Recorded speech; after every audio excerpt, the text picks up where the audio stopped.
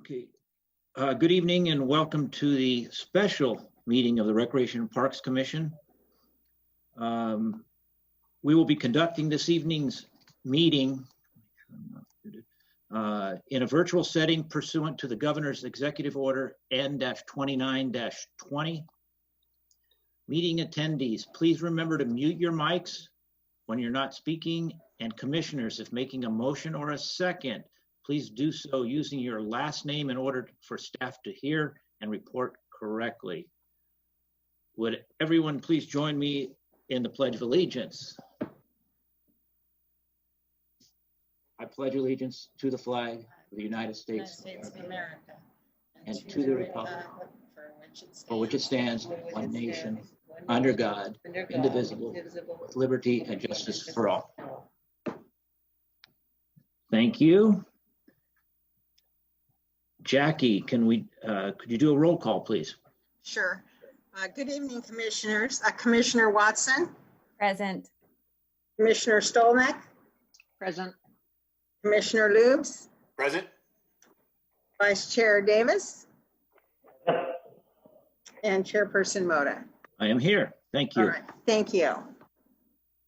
All right.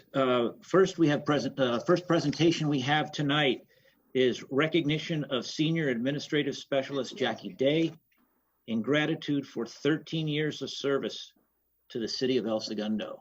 I'm going to guess Melissa is taking that. Yes. Good evening, everybody, and thank you so much for the opportunity to thank and honor Jackie Day as she nears her retirement from the city of El Segundo at the end of the month. Jackie has worked for the Recreation and Parks Department since 2007 as a recreation leader, and then as administrative specialist, and now as senior administrative specialist. And you were all very aware of her support of the Rec and Parks Commission. I know it's one of her favorite responsibilities, or I believe that's true. She also supports the Diversity, Equity, and Inclusion Committee, as well as the Gateway Committee. Jackie is in charge of special permits for the city and has helped facilitate the Art Walk, as well as the Holiday Parade and many other citywide celebrations. And during the pandemic, she has served as a document unit leader for the city's All Hazards Incident Management team. One of my absolute favorite things about Jackie is her smile, which you can't see tonight. But even before I started working for the department, I just always appreciated how friendly she was, how helpful she was, how personable and professional. And we are gonna miss her, hugely, but we also are so happy for her and wish her an incredibly happy retirement. It's very well deserved. And I know Ericia also wants to say a few words to Jackie tonight. So Ericia, please. Jackie, I think I'm going to keep this short so I don't have tears on the camera, but I've never let you know that when I came into my interview with Meredith, you were the first face I ran into. And the way you presented yourself and the way you welcomed me, a stranger, into that office, that's what made me say, yes, I would want to work here, because of how you smiled, how you just welcomed me, and I just felt so comfortable coming in. I even felt more self-assured going into the interview. And ever since then, you've just been a support, you've been a sounding board, you've said things to me to make me keep going in times when I felt like I was struggling. So I appreciate you. I will miss you so very much. And like I said, I want to keep it short, but thank you. Thank you so much. You'll be missed. Oh, gosh, thank you so much, both of you girls, for your kind words. I will say to the commission, it has been my absolute pleasure to serve this commission. Of all the committees and commissions, this is absolutely my favorite. So thank you for making it so much fun for me for the last decade. And I wish you all the best. And whoever's taking my spot, I think it's Monse Palacio. She'll be wonderful. You'll love her. So thanks a lot. I appreciate everything. Bye. Thank you.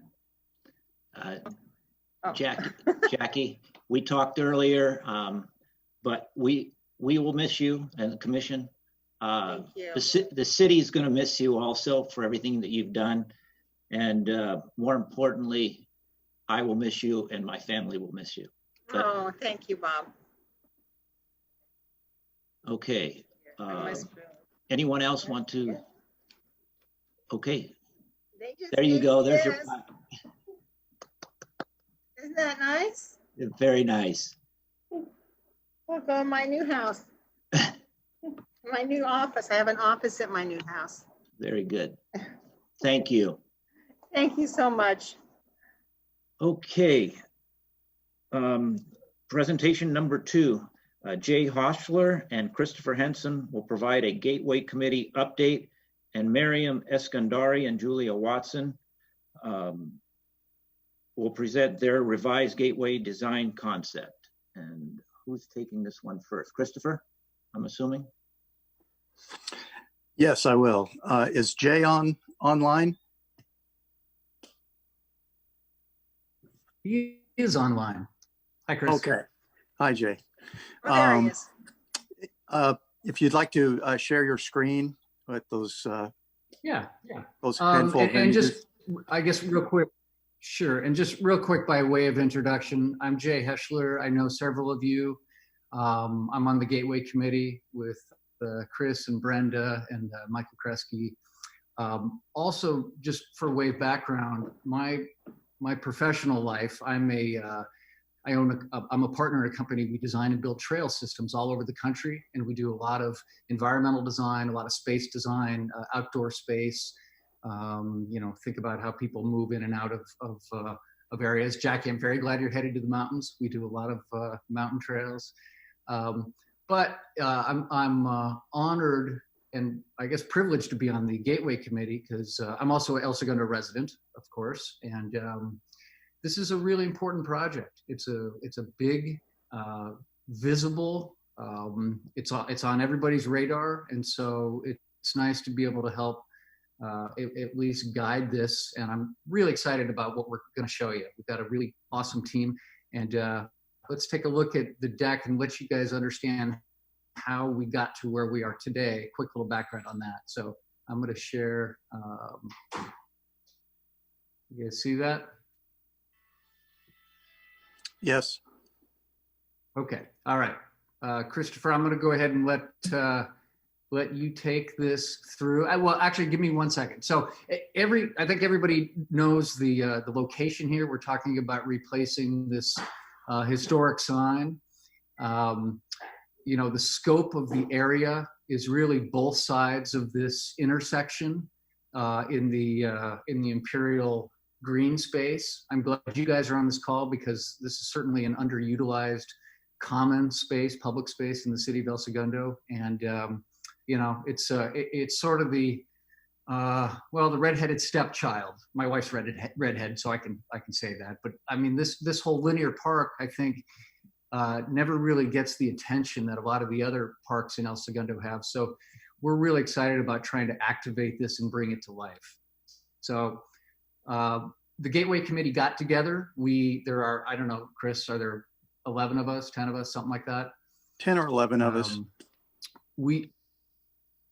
At the beginning, and this was going back to over a year ago, where we started is we all kind of got together and talked about what this could be. It started very much as a sign replacement, but I think as we thought about it more as a gateway and what that could mean, we started gathering different precedent imageries, what other cities were doing around the world, what sort of statements, what sort of public art, what sort of experience. And it was really a good exercise. And so from there, we came up with a brief. And Chris, I'll let you take this from here. Okay. You can't see can you see the screen? Okay. I can. Jay and I are going to kind of set the stage for the design team. And we've gone through the site and went through some of the images and so forth that we worked out. And actually, we started in January of 2019. So we're closing in on 2 years of working on this. And that the pandemic slowed us down, definitely. So we decided to do a call to artists, and some of the parameters and kind of keywords are there on the screen. We wanted to do something that was welcoming, iconic, unique, a photo opportunity. That's kind of been a high priority with what we're looking for. So we did the call to artists, and we received over 40 responses, submittals, and the team took some time to review all those, and we came up with a top 5, if you will. And we gave a $2,000 stipend to each team to develop a concept. And 2 teams actually rose to the top, and we attempted to do a collaborative concept with the 2 teams. For a variety of reasons, it did not work out. One design team dropped out, and we have the team that we have now. And we're really happy to be working with these individuals. Jay, you want to do a little introduction?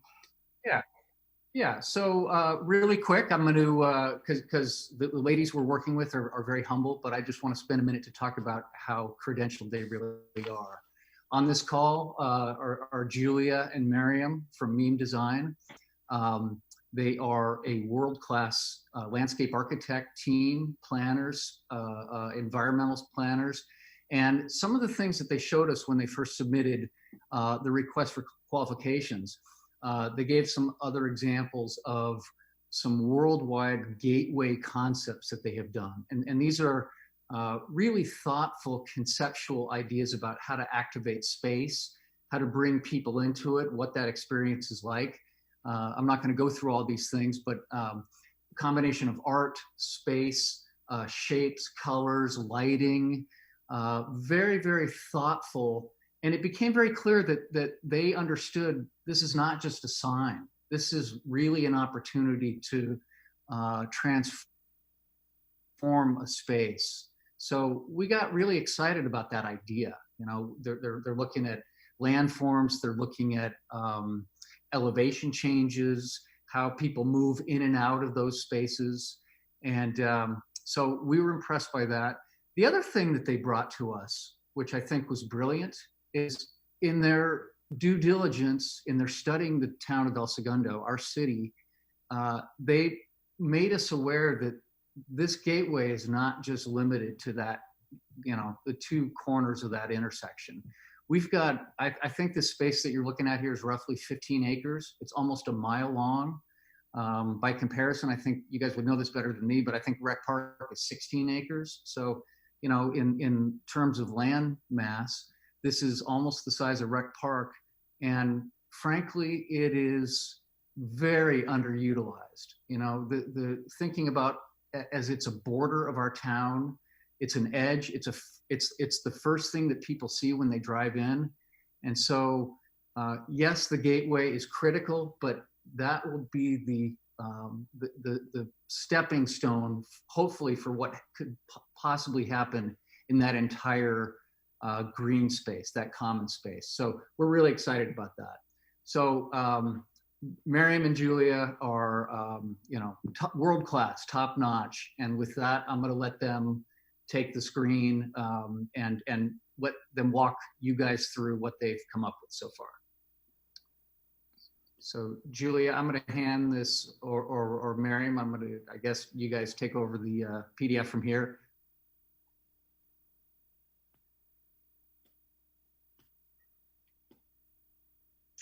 Thank you, Chris and Jay. We will start off, you know, we are hiring for marketing purposes. If you guys ever want to join us on our marketing round, the way you guys described us brought tears to our eyes. We will start off our presentation, if you guys can see my screen. Let me get this on a presentation mode. There we go. Again, thank you guys, and thank you for the whole commissioner and the committee for having us, Parks and Recs committee for having us here tonight to be able to share the process that we've gone through with the Gateway Committee. We started this study off, you know, with a series of ideas, which was in a series of concepts, which was the idea of flight. And when we came into the proposal, I'm actually going to share with you guys our proposal that we came into and kind of bring you guys all up to speed to what we have, present day. We started analyzing this particular space. The whole idea was, that this would be a gateway. Initially, the requirements was to keep the wall, because of budget purposes. And now we're rethinking some of those ideas. But initially, it's basically the gateway would be a welcoming area. It would be, this area that kind of would just embrace everybody who would come in on their first arrival to the city of El Segundo. And then we also started taking a look at the whole, linear path and adjacent to LAX and also to the city itself. And one thing that we were really, mesmerized was this idea of, again, this concept of flight was to play off of the runway that's right next door, but how do we bring it down to a placemaking space, but also bring it through in more of an ecological, gathering place for the city and for the community. More particularly, we're now witness to that during this pandemic, where how important it is to have these outside park areas for people to be able to be outdoors. Julia, do you want to say anything about this? Yeah, I think another addition, I wasn't quite sure how much you were going to say, but another addition to that was when we were in the area and doing research about El Segundo, we did come to understand that there is a threatened species, El Segundo blue butterfly, and they have a habitat that's really been isolated, and it's down towards the Pacific at the very end of the LAX area. And we saw this linear corridor, which we called an ecological runway, as an opportunity to really try and restore habitat back along this linear pathway and back to bring the actual emblem of the city of El Segundo, which is the blue butterfly, back into the site, and to really offer a lot more opportunity for habitat for that. And so part of the idea was really to bring about a lot of biological diversity back into this linear strip, rather than just having sort of an open turf with a large canopy, but to really restore this place and really to bring vibrancy, both in terms of people, in terms of species, in terms of aspect, and in terms of a gateway for the city. So essentially, this was our initial proposal back in January. It was, focused heavily on the landscape and on, the signage. The idea was, would be to, have a connectivity to the trail that we had basically started envisioning for that green space, and to create these moments, like these spectacle moments that would, that would be encountered within the gateway itself. We focused on more, of also including some of the other historical aspects of the city of El Segundo. So they would have these 4 armatures that would come out, within the gateway itself. These armatures represent different timings of the crystallization and the creation of the butterflies, and it would be an educational opportunity.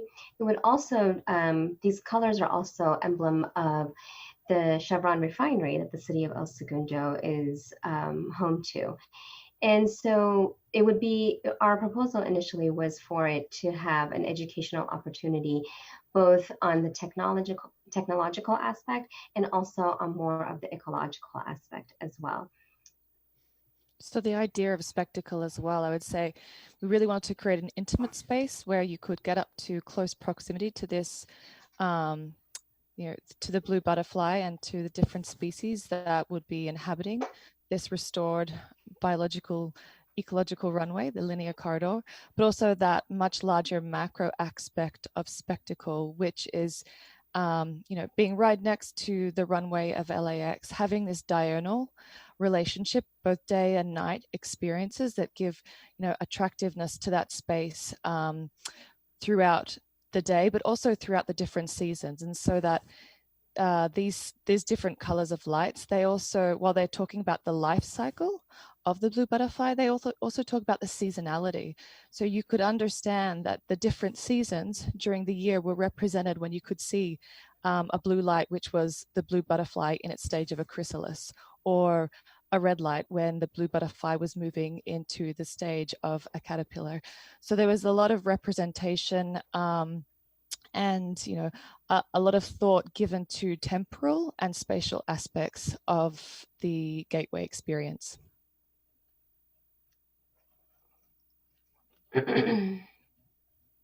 So when we presented this and had a meeting with the Gateway Committee, they had requested that perhaps maybe we should step back because, you know, they wanted more of, you know, excitement. They wanted more of an oomph. They also wanted more of what they would like to call an Instagrammable moment. And those terms came up several times.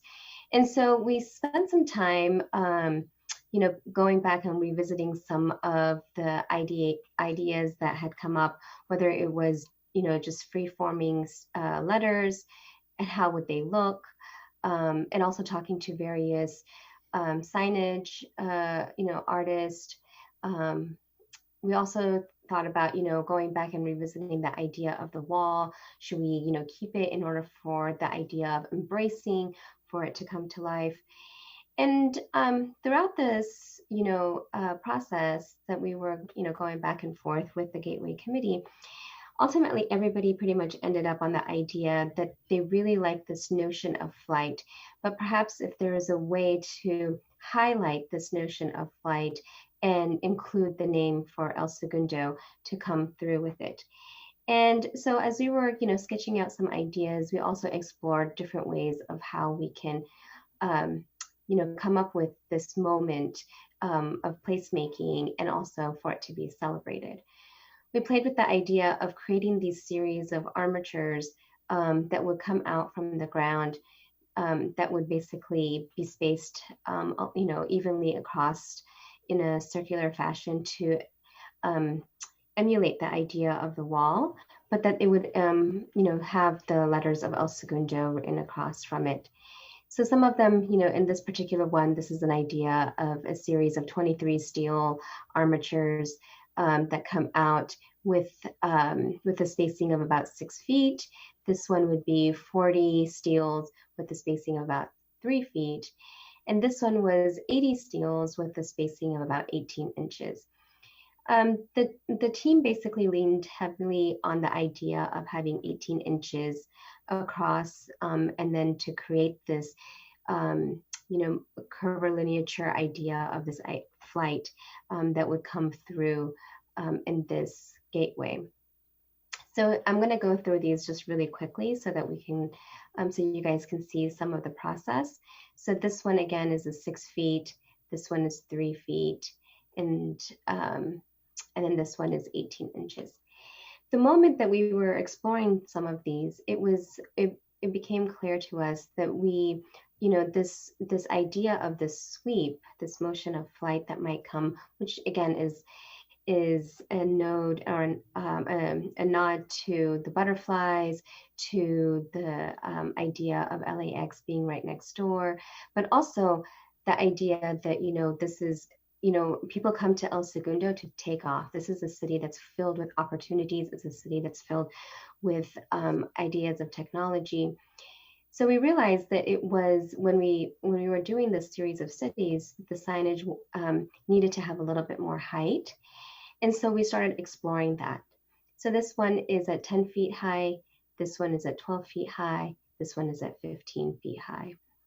And we went through a whole other series of these kind of studies to just, you know, get a better understanding between the spaces of these steel light fixtures and the height of these.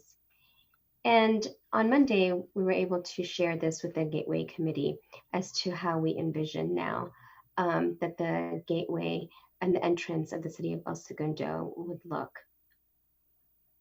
This is a series of, as I mentioned, arms, you know, steel arms that come out from the ground there would be lighting on the opposite side, giving a glowing effect onto the courtyard in that area of placemaking, and allowing for this, this idea of the filtered colored light to come through on the other side, so that when cars are passing by, they would be able to see both the signage and see what's, happening behind that area.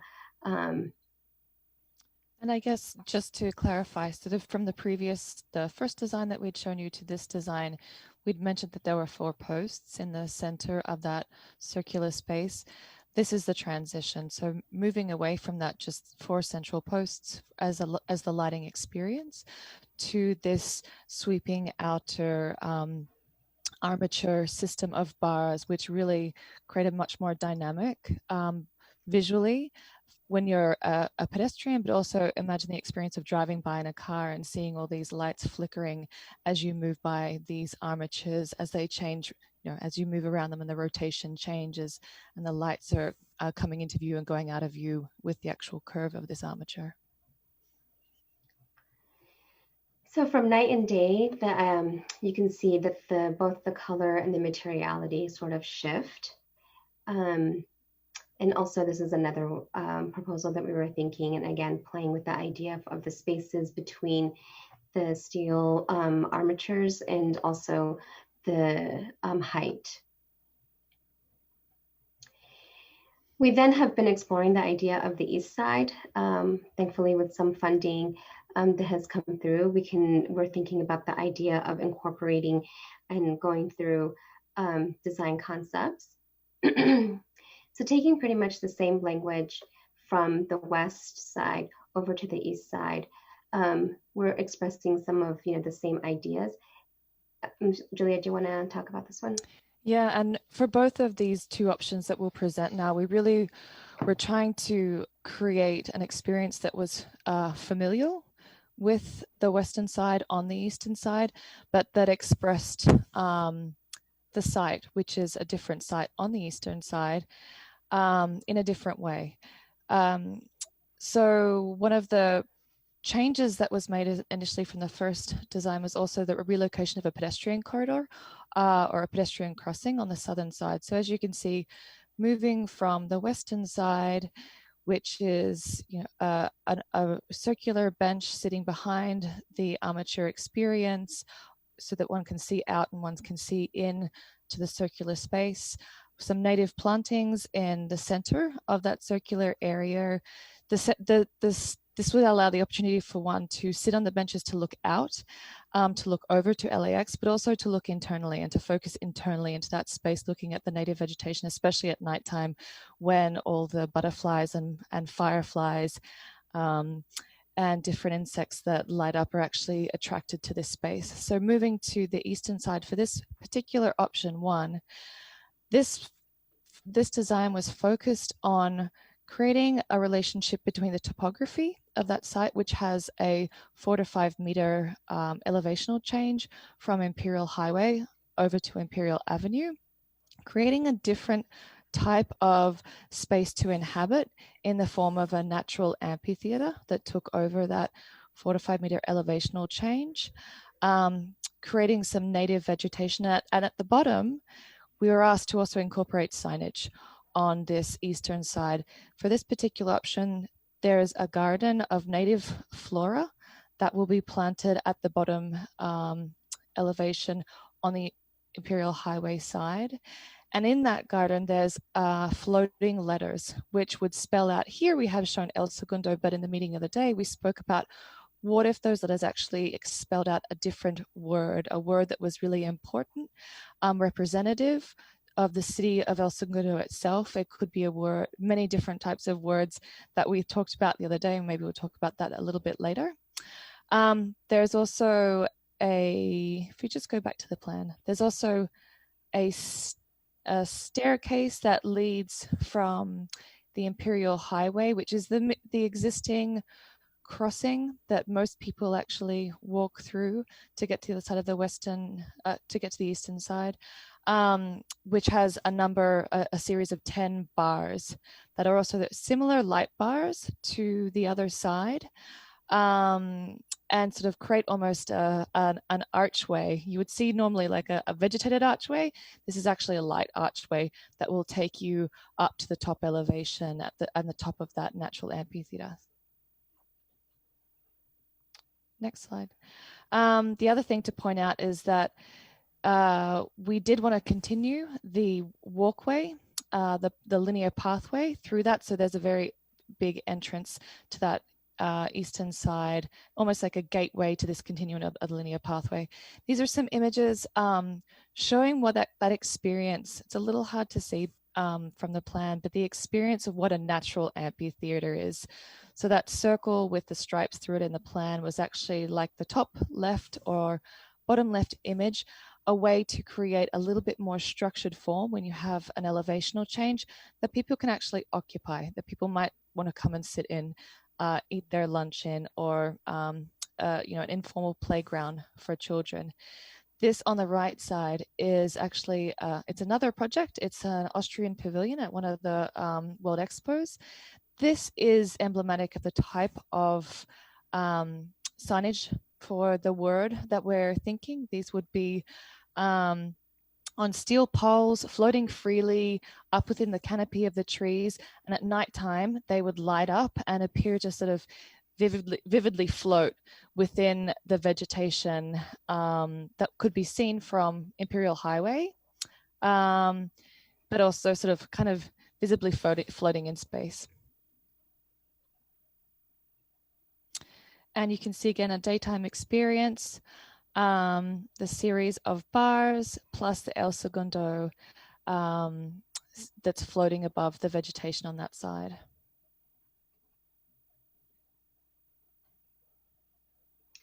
So in this one, we were exploring some different options. This one is more of a way that we can connect back to the trail idea.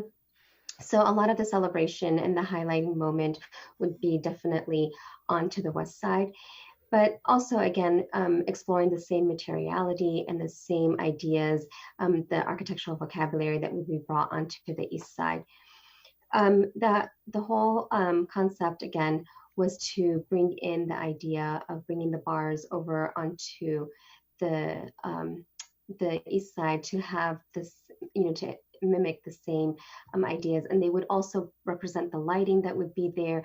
It would be more of a simpler El Segundo, or perhaps a quote that would resemble the city of El Segundo, or for example another logo, but more on a very subtle effect, a subtle sweep, allowing for the west side to really shine and to be celebrated. We would also keep in mind the same ideas of having the native species brought over. This area would mostly be effective of this more tapered wall that would go down so that it would move with the slope of the natural sloping of the landscape that would be there. But then at the same time, it would also allow for a little bit of, this placemaking space for this area onto the east for people to be able to come in. This would be more of the start of the trail, so that people to be able to explore. They would be able to have, the armatures for the same vocabulary of the lighting that would be taken over would be places for bike racks. People can actually put their bikes. They can be able to sit on the benches here to relax. And, it's a little bit of a different feeling. It's more of a, area where it's more quiet due to its materiality, due to the way that the formation of a land is designated.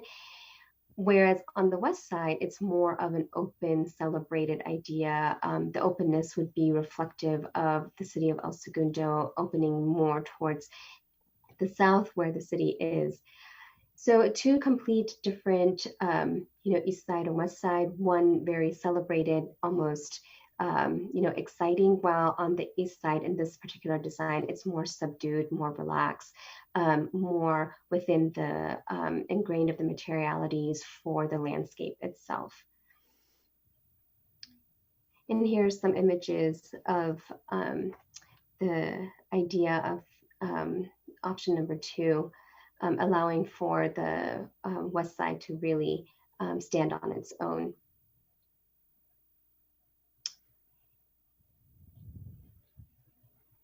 And I think we will open it up for questions and answers at this point. Thank you.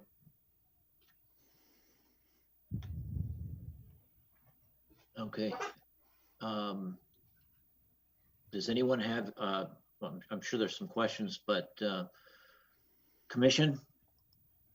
I can't, there we go. Now I can see you. Julie, do you have any questions? You're muted, so I can't hear you. There you go. Not so much that I have questions. I still have concerns. We had a meeting the other day. The Gateway Committee met, and I was late coming in on the meeting. And you know, the project started as gateway and signage, and I keep coming up that the signage is the part that I feel is really lacking in the project, and we've moved on to more of a destination of a meeting place, and which has been another concern of mine, it's not a safe area, and it's, you know, it's not a safe area. You know, in the renderings you show, you know, the people on bicycles and people walking around that area, and it doesn't happen, and it's not going to happen because you've got cars zipping down that highway and around those curves and through those signals, and it's a dangerous intersection. And I certainly wouldn't be taking, you know, my kids there. And I'm all for change in town. I'm not one that's saying, oh, I don't want any change, but I know what that area is like. And I'm all for the trail to go from Maine all the way down to Hillcrest. I think that is a great project for the city. And I think we've needed that for a long time. But I have said that I think that spending the amount of money that this project will possibly cost, and that the Arts Commission has put, you know, more money towards it, is at this time fiscally irresponsible to spend this amount of money on something of a possible meeting place in town, when that's not going to really, in my opinion, happen. And we need to get back to signage. And I'm all for, you know, signage and nice landscaping of that area, and you know, and you have a pathway that starts there and ends down at Hillcrest. And I'm fine with, you know, creating an experience in the signage or in the monument that's going to be there, but not in creating this destination place that the city is going to use, because it's an underutilized area. There's a reason it's underutilized, not because it hasn't been built properly, but there's a reason it's underutilized. You know, you got the noisy planes, you have the highway there, and it's I think we need to get back to signage. And I mean, even if we were to, you know, and like I've been saying all along, that our entrances need to be cohesive, each of our entrances. And I was looking for that when we went with looking as one of the design teams, and taking that that design element of the butterfly and being able to use that at all of the different entrances of our city. And you know, whether it's a monument that goes there, a monument sign like we have at Rosecrans and PCH with nice landscaping, and then a pathway that the community can come out and use that green belt and go all the way down to Hillcrest. And so that has been my concern. And you saw the progress that we have made for the past year and a half, 2 years, from the first design phase that Julia and Miriam presented to us, to what we now saw on Monday. And it's still the signage is in the background. And that's where I have been struggling, because that's what we're trying to do is we need to have a gateway, a welcome to El Segundo, or the city of El Segundo. And I feel that the focus has gotten away from that. And it's that's where I feel, Okay. And I don't want to be the negative Nelly in the whole thing, but it's just, that's my concern. And spending all this money on something like that, and I truly do not see it happening, of people taking their families there, or in the renderings, when you have all the people in that area, that just doesn't happen, and there's a reason that it doesn't happen. Okay, thank you for those comments. Thank you, Julie. Dave, Lee, anything? I'm trying to find Kelly. Sure. Yeah, so this is Kelly. And I come at this with a lot less experience than Julie in terms of the process itself. I saw the version that we looked at, I guess, a month ago or so, and I'll just say that, I think this looks really great, to my own personal opinion. There's a reason I'm not an artist, and this kind of shows me again why that is, because there's just such incredible thought and creativity that's gone into this.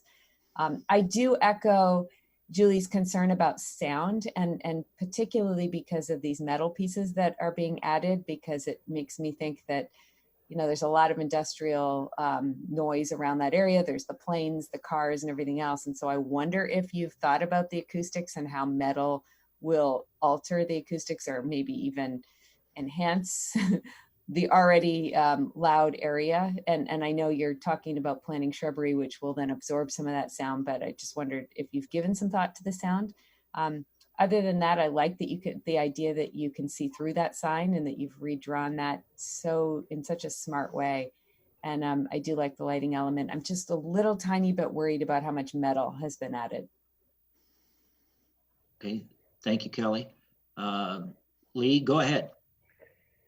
Yeah, I was able to see kind of the earlier drawing from about a month ago. What I see here, I really like. I like the metal structures. You're able to see through them. It adds a lot of safety to that, so people being able to see, and it looks like it's opened up some of that area so that you aren't enclosed in a whole lot of it. I really like I think the signage of El Segundo is there. It's fairly prominent. If we wanted to say more or less, I think we could work with that. I would like to hear what Brenda has to say. I know that she's been in on a majority of this, and I'd love to hear what Brenda has to say and what her thoughts are on it. Brenda's not part of the commission. So, oh, she's not? No. Oh, then this is a presentation to the commission, Recreation Parks Commission. They can speak at public communications, which is going to come up after this anyway. Dave, anything? So I think it's beautiful. First of all, like if it was at any other place, I'd be all thumbs up and gung ho, and it really looks amazing. I have no issues with any of the artistry or any of the ideas. And I want to give my full support to it, but I just want to, I kind of echo Julie's concern about the safety piece. I said that in the last meeting. And if we go into this, if council goes into this with completely open understanding that it's possible that that it's beautiful and it's a gateway to our city and it helps us promote our city, and it just looks aesthetically beautiful, and planes taking off see it, and it drives business and all of those other things that are valuable, and we accept as a group that it's possible that it doesn't attract people there to physically go there, then I think it's okay, right? But I think it's a little misguided to think that it's going to be a meeting place and like kids are gonna go there. Even the selfie, I know the renderings don't always help. Sometimes they hurt, but the selfie of they're like leaning out into the road to be able to take the selfie in front of the sign. It's not going to be, you're not going to be able to take pictures most likely in front of that sign. And I'm okay with all that. I just don't want to, I don't want to, I guess, I don't want to repeat myself, first of all, but I don't want to go into it and kind of say that, hey, this is going to be we're going to have people singing in that amphitheater with crowds watching. I don't know, like I want to say, if we had unlimited money, if we had a way to get like a bridge walkway from each side to each side, like there's other ways, if we had unlimited funds that it could be activated. But I just think, given the speed of the traffic and the way people whip around all of those corners in all 4 directions, or more than that, because there's 2 streets, all 8 kind of directions, it just, to bring a young child there without some safety precautions, I just don't, moms are worried about the bushes at, Kansas Park, their kids running out in the street at Kansas Park where no one drives by. And then when they do, it's 20 miles an hour. So just imagine multiplying that by, tenfold really in this area. So again, I support the design and the concept. It's beautiful, and we're so lucky to have such amazing artists working on this.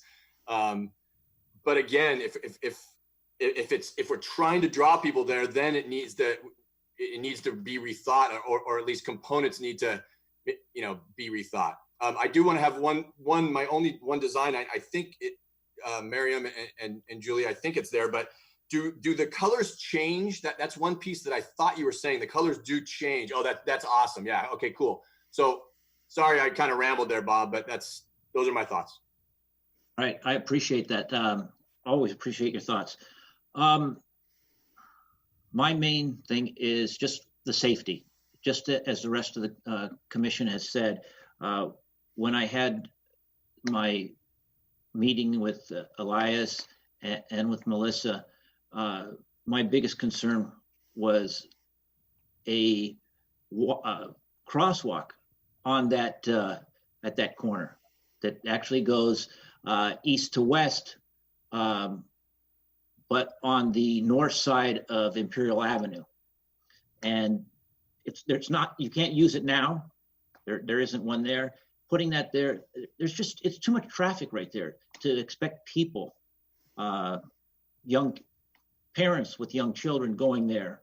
I can't even imagine there being a concert there or somebody even singing. The airplanes are going constantly. So I don't know where that concept came from, but that's everybody's to each their own on that.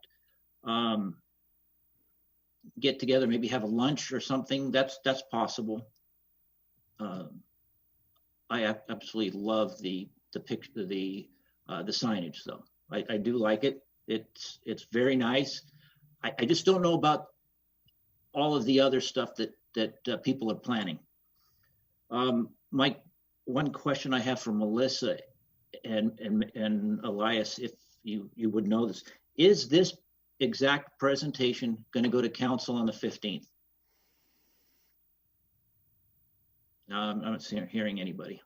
So yes, the agenda for the 15th became pretty full. And so the city manager did ask us to push the presentation to January. But that happened after we created this special meeting instead of meeting next week. So rather than changing it and going back to the original date, we just decided to move forward with tonight. But the plan is for a very similar presentation to go to council on January 19th. The council is not having a meeting, the first meeting in January because of the holidays. So we'll go after Tuesday's meeting, it'll go to the next city council meeting on the 19th. So some really close presentation will go to council on the 19th of January. Bob, can I ask a follow-up question that's similar to that, to Melissa?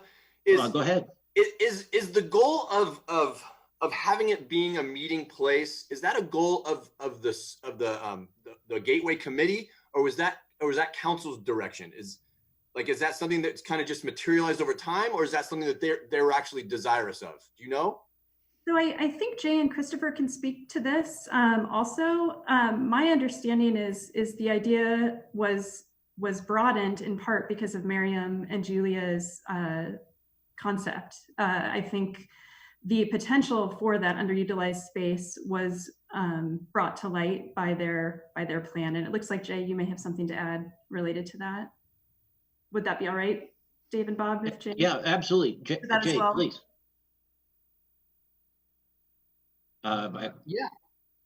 Yeah, that's exactly right.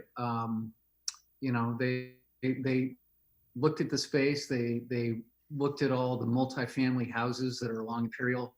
A lot of families that are a long way from Rec Park. They see people walking their dogs in there, and they realize that this area could be activated. And I think it was presented to us not so much as specifically meeting space, and not about really the concerts, because obviously it's loud there. But if people, there's already sidewalks there. There's a bus stop on Imperial.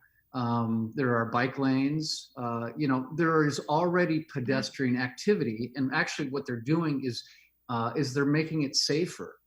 They showed us how design can change a place. I agree with Julie. Nobody goes there now because there's no human scale advantages there.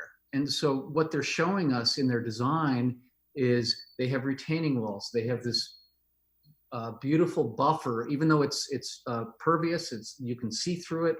It truly does create a visual buffer. They've got landscaping in there. So there are things that start to make it more comfortable at a human scale. And so I believe that when they told us that design can solve some of these problems, I believe them. And if I may just follow up, just to clarify the process, there will be one more Gateway Committee meeting before that City Council meeting in early January for the group to discuss again and to actually take a vote about what they want to recommend to the council on the 19th.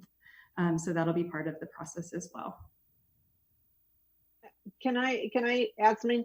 I keep bringing up the signage aspect and the font and all of that. I had a sign company for 22 years, and so that is an important element of this whole project, and that has not really been touched yet. And I think moving forward in some of these designs, that is something that needs to be explored and worked on more, because that's what we're wanting to see. What is it that El Segundo is going to look like? And in my feeling, you'll have some challenges with all of those armatures that are up there, because you have the negative and positive space going on. You don't have a solid background. And so I would like to see some more time spent on the signage part of it and how that is going to be brought in and made more powerful than what it is, because to me that's where it's really lacking. And I think that needs to be explored more, and needs to become a more of a design element on your armatures there. So whether you're playing with color, whether you're playing with materials, whether you're playing with the planes that they're going to be on, I think you need to start looking at the signage as well. Okay. Melissa, any more thoughts on this? Chris, Christopher, did you have anything that you wanted to add? I'm just throwing it out there. There you go. Yeah, I'll throw my 2 cents in here. As far as the lettering style and so forth, typically a project like this, we're still in the conceptual stage, and you have several different phases before you get down to the end product. So I see lettering styles and that type of thing coming in kind of the next step, where you're in a schematic phase, if you will. I think the goal is to kind of get a concept out there that folks like or can get behind, and then there'll be, you know, more iterations and evolutions of this concept design. Okay, thank you. Melissa, will our comments be given to the council in some form, who's ever presenting? So we can capture that either through minutes of this meeting and sharing that, or in Jay and Christopher's presentation to council, can provide that feedback as part of that. Yes. And I believe, and I'm going to look as I say this to the commission, a lot of our concern is safety. And I'm looking at, I think almost all of us talked about safety.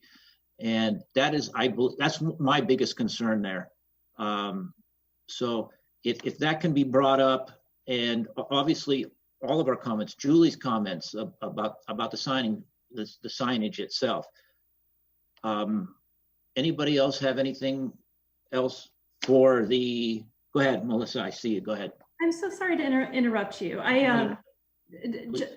Thank you for the opportunity to just continue with a few more comments. What I basically wanted to do at this point, looking at this screen, I am realizing that there are quite a few members of the Gateway Committee on the call, in part because there are both staff and community members as official members of that committee. So unfortunately, we're getting close to public comments, but I think what would be the best thing to do is to actually not have the Gateway Committee all share what they think right now, because there is going to be a vote about it. And so they also need to be open to public comments that they're going to hear at the next Gateway Committee. So since it's not an officially a joint meeting, I have to make that statement. Certainly Julie, when she goes back to the Gateway Committee, would also be able to share, you know, what your comments were tonight with the Gateway Committee and their discussion in January before it goes to council. And we can also alert all of you when that Gateway Committee is going to be. And in the same way, you can go and observe and you would be able to provide public comment there, because you won't be voting on this project. So I hope that clarifies a little bit the rest of this conversation. Okay, with that then, I'm going to go back to Julia or Miriam, if you had anything else you wanted to say. But I enjoyed the presentation and thank you for that. Seeing none, okay, thank you. With that, thank you for that presentation. And we'll move to public communications that are related to commission business only, and that is within the subject matter under the jurisdiction of the commission. Jackie, is there any written comments? No, there are no written comments. Okay, is there anyone that would like to speak in public communications? I'm looking at anybody that went off mute. I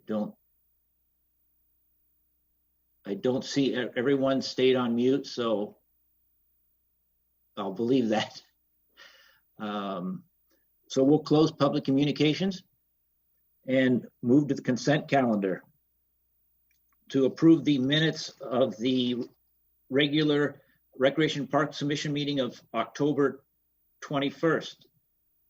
Do I have anyone? Okay, Kelly? Commissioner Watson. And is there a second? Commissioner Davis, second. Oh. Okay, Jackie, you want to take a voice vote, please? Commissioner Watson? Aye. Commissioner Stolnick, Aye. Commissioner Lubes, Aye. Vice Chair Davis, Aye. and Chairperson Moda. Aye. Thank you. Thank you, Jackie. And we'll go to new business, discussion and possible action regarding cancellation of the regular meeting of the Recreation and Parks Commission on Wednesday, December 16th, 2020. Anybody have any questions, concerns, or a motion to do that, please? I move that we adjourn of the meeting. Who was that? Lee Davis, sorry. Is there a second? Kelly, I think Kelly, I'll second. there we go. That Julie? Julie. And I guess we're doing another voice vote. Yep. This will be my last one. Commissioner Watson, Aye. Commissioner Stolnick, Yes. Commissioner Lubes, Aye. Vice Chair Davis, Aye. and Chairperson Moda. Aye. Thank you, Jackie. So your last roll call was to cancel the meeting. Yep. Okay. Thank you for that. We are now to reports. It looks like, let me see, I got two different orders, so I want to make sure that we're doing this. Let's do subcommittees. There's no aquatics, I'm going to assume. Melissa, you're going to just go back and forth with me? There you go. Sorry about that. So aquatics. Aquatic subcommittee. There might be. There is a report related to that. Okay. Yes, actually, Lady R. Kelly can speak to that. Okay, please.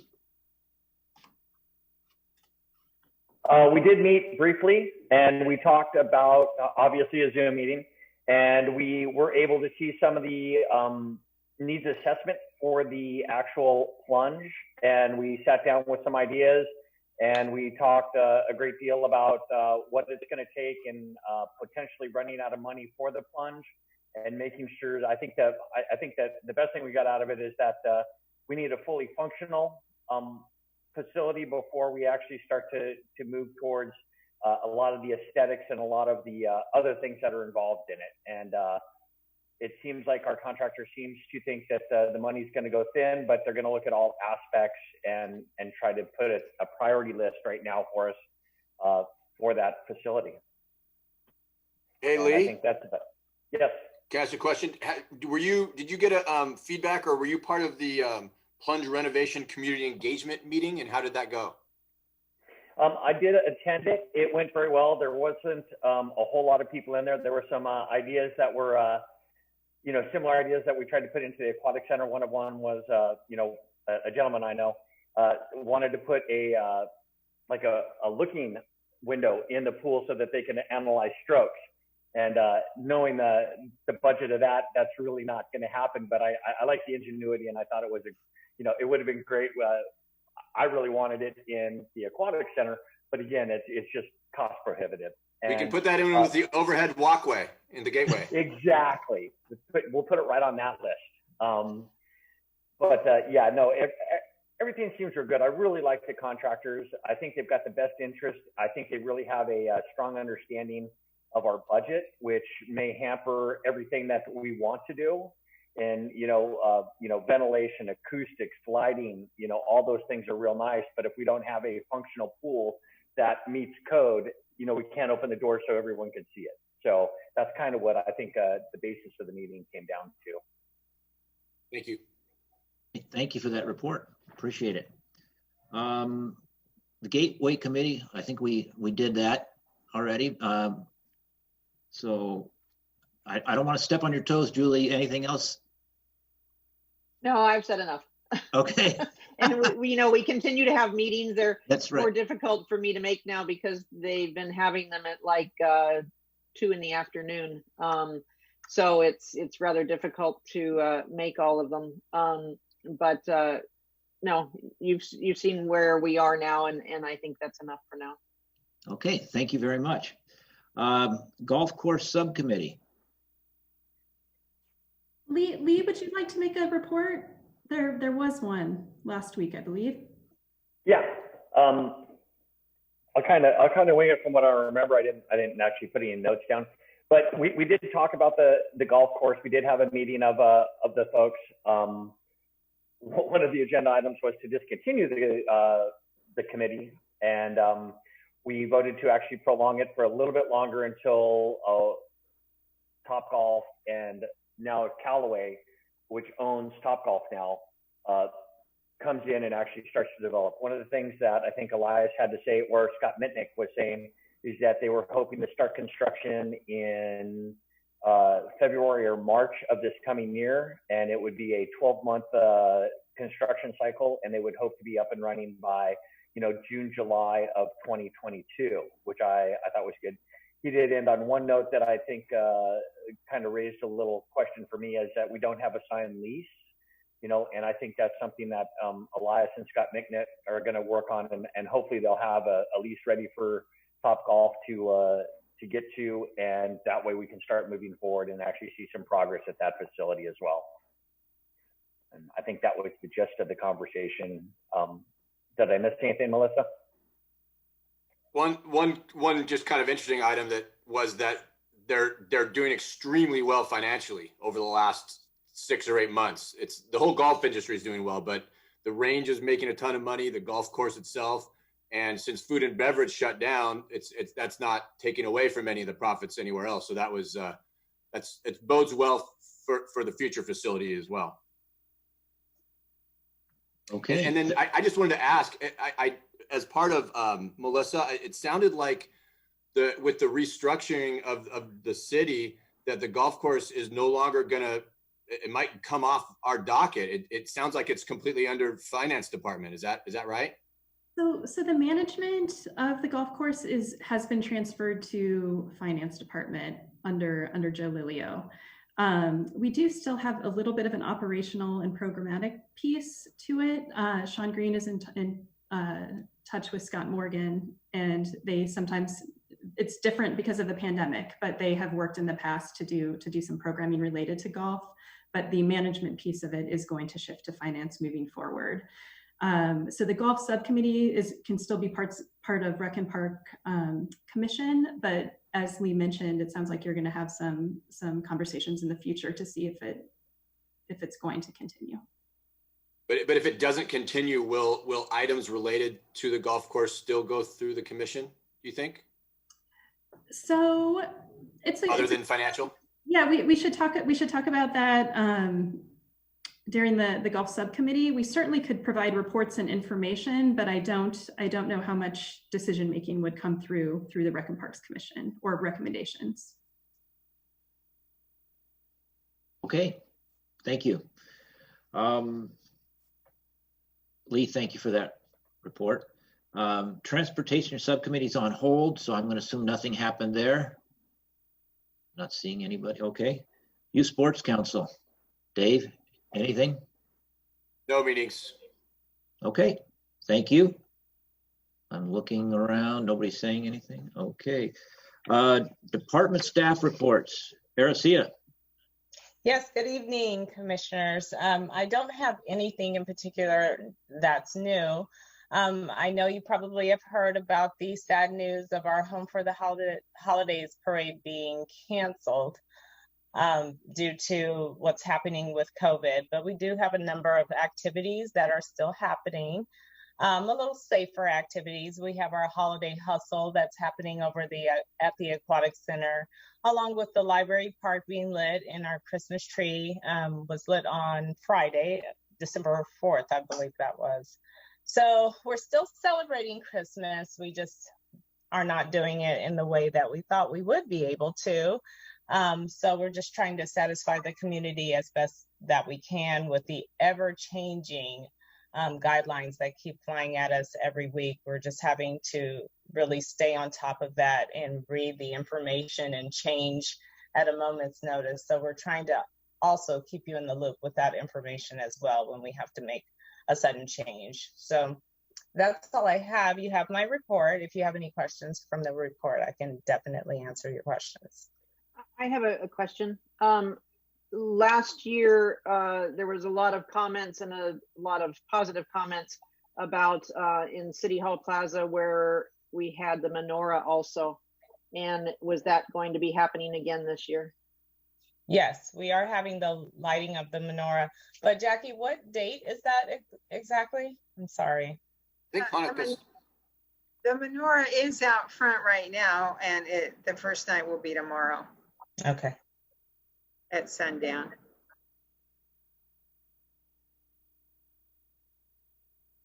Any other questions? Yeah, I have one. Are the playgrounds open? Okay, so Melissa, do you want to address this? Who gets that one? All right. Yeah, wow, it's been quite a week. So they are currently closed because the initial LA County order, the temporary order, closed the playgrounds, and the state order closed the playgrounds. Today, there's reports that the state is going to open the playgrounds, but we have to wait until LA County officially opens the playgrounds to open our playgrounds, because LA County can be stricter than the state. We anticipate that's going to happen, but until they officially do it, they are not officially open. That's what I wanted to hear. I wanted to get it out there. But we are ready. We are ready. As soon as we have the opportunity, we'll take down the closed signs and we'll push out that message to the community as soon as possible. We just have to get the okay from our incident management team. Well, thank you for that information. That's very helpful. Let's see here. We are now, Aracia, thank you very much. Definitely. Thank you. Christopher, you're up next. Okay. Good evening, Commission. Couple things. You have my report. A couple things I just kind of wanted to highlight. You may have noticed is the flower basket poles. Downtown area has been, the poles have been refurbished, and we've been hanging flower baskets the last week or so. So I wanted to bring that to your attention. The other item is we have West Coast Arborists in town right now. They've been trimming various streets and so forth. And we did prune all of Library Park's trees as well. And I'll take any questions. Seeing none, Christopher, thank you very much. Department Director's report, Melissa.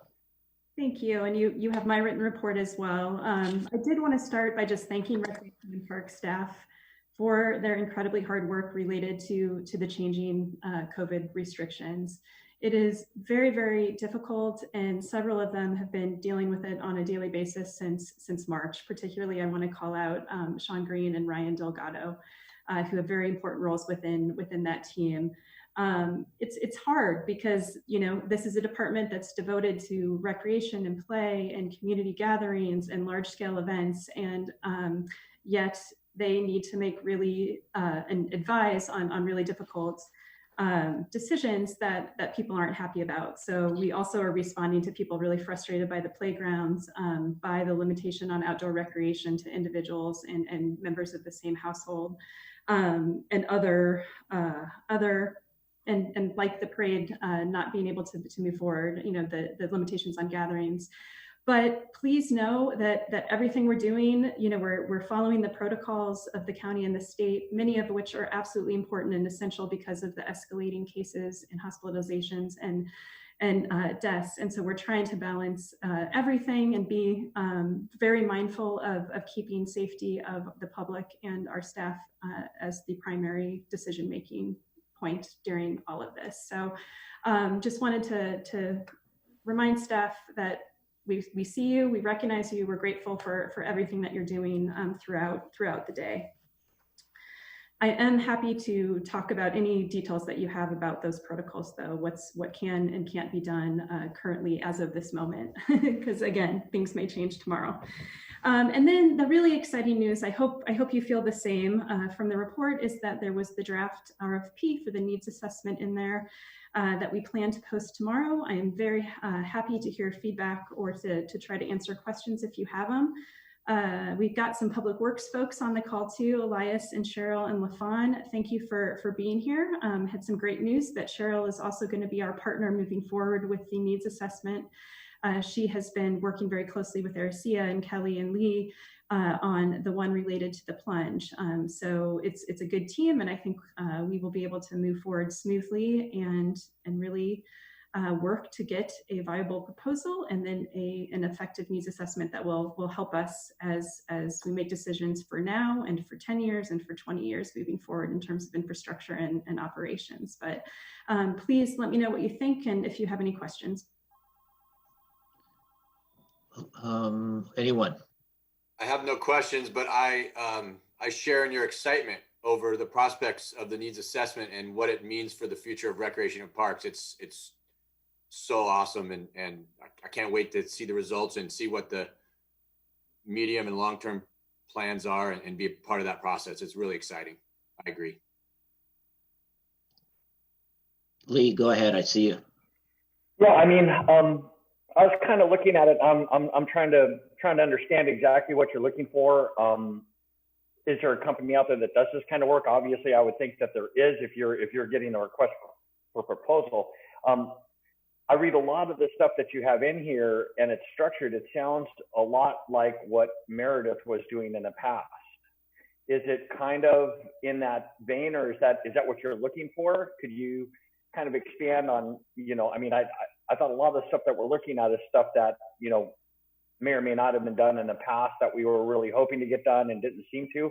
And now you're looking to bring out an outside vendor to kind of just consolidate it, put a work group together, and then is that what we're looking for? Sure. So it was recommended by Meredith at the February 2020 City Council meeting. It was her recommendation to do this needs assessment of all the recreational facilities before making decisions about the teen center and skate park renovation. She thought a more holistic understanding of the overall needs and more detailed kind of cost estimates. So what needs to be done in the clubhouse, in the checkout building, with the fields, with the teen center, in order to make them usable and make them usable for now. So is there programming that we could be doing that we're not doing that the community wants if we had the right facilities? So Elias says it a lot better than I do, but it's basically looking at all of our facilities and what it would take to get them to a usable place, and then to do cost analysis, including ADA, which, as you know, with the conversation with the plunge, every single thing that we do triggers that now. So what are the costs and the efforts that are going to be to do for each of these decisions that we make? And then we do need to do a really in-depth community analysis of what people's priorities are. Because we know that our needs, there's a lot of deferred maintenance over decades, and we know that our needs are going to be less than what our resources are. So it's going to be not an easy process to have these community conversations, but I think it's going to be really important for coming up with a plan for moving forward. Because right now it seems that often, the council does allocate money for different projects, but would they make those same decisions if they knew the whole scope of what the work is that needs to be done to get us to where we're really have very high quality facilities and the programming that the community expects. So Elias, do you want to jump in? Because you do explain it better than I do. I think you did a great job, basically. So to summarize, what we would like to do is with the input from the community and stakeholders, we would like to come up with a list of things that need to be done and how much do they cost and what is the priority for the list. And based on that, once we take that to the city council, we could slowly and gradually get on with the improvements that are needed and get them done, as the CIP capital improvement project would allow us to budget to make the improvements. And one thing I like to add is, as I reported back to the committee, we do have some money that we are utilizing right now to improve the restrooms for the checkout building, because those restrooms are being utilized on daily basis. Even with the recent order, I believe you still can go and reserve pickleball or tennis courts with the members of your family and play. Now, if you are not playing with the members of your family, you're not gonna get to play out there. In fact, I'd like to commend Melissa's staff.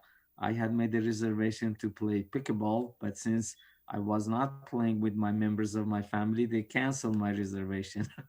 So really, I take my hat off to you, Melissa, and your staff, and they were very nice, very kind. They called me and they canceled that, and that was, I fully understood. So nevertheless, this $200,000 is going to be used to improve the restroom conditions, and that's we already are working with an architect that is going to give us a proposal to do that. I just wanted that to be also known to the members of the commission, but if I'd be glad to answer any question you may have. Thank you, Alexis. So yeah, it's basically we need the detail of the cost, and we need the community's priorities in order to make some tough decisions and to look for opportunities. Okay. Anything else? That's great. Okay. So we're going to go to commissioner comments. Commissioner Watson.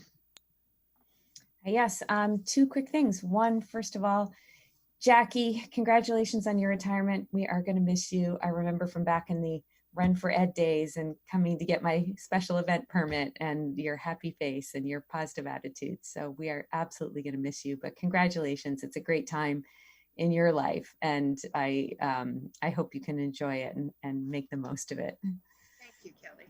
You're welcome.